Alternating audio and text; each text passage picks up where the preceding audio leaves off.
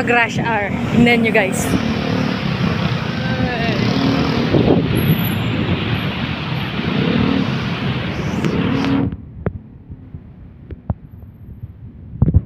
Ang tiyaga lang ng mga kapag pumapasok, nagko-commute. Parang ako personally, hindi ko siya kaya. Hindi ko kayang mag-commute.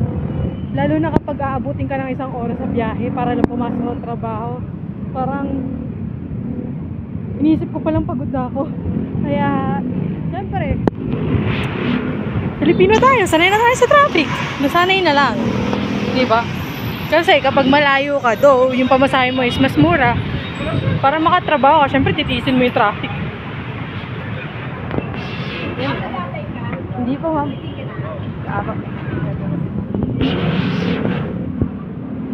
So, iyon.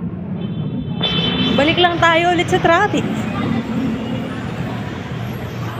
So, may mga bali-balita na yung bus lane ng carousel tatanggalin, tapos wala, tatanggalin nila yung carousel. Good luck na lang talaga. Ewan ko kung ilang oras ulit yung biyahe kapag papasok na sila sa trabaho pag nawala yung carousel.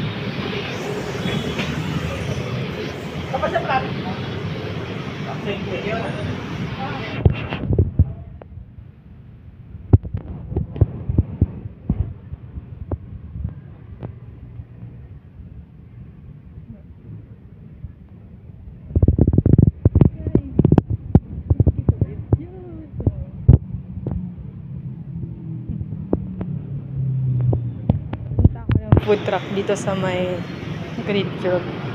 May kainan kasi dito eh. Niyaya ko yung kaibigan ko.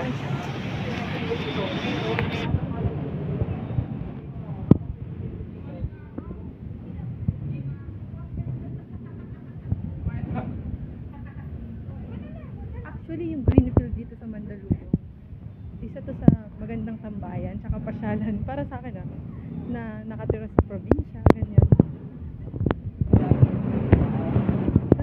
May mga puno-puno pa dito eh. Medyo malamig-lamig.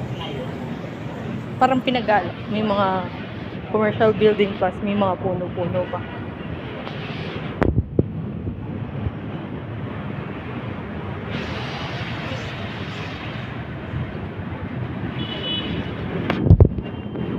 Siguro sa apartment na tinutuluyan ko ngayon hanggang dito sa Greenfield, siguro mga 7 minutes walk kapag pupunta ka. Kaya okay lang din naman. Pag may time, pwede mo mamasyal. Pero mas madalas nasa bahay lang din ako para magpahinga, ganyan. Para kasi pakiramdam ko, nakakapagod na. Nakakapagod na kaya wala nang time lumabas ng bahay.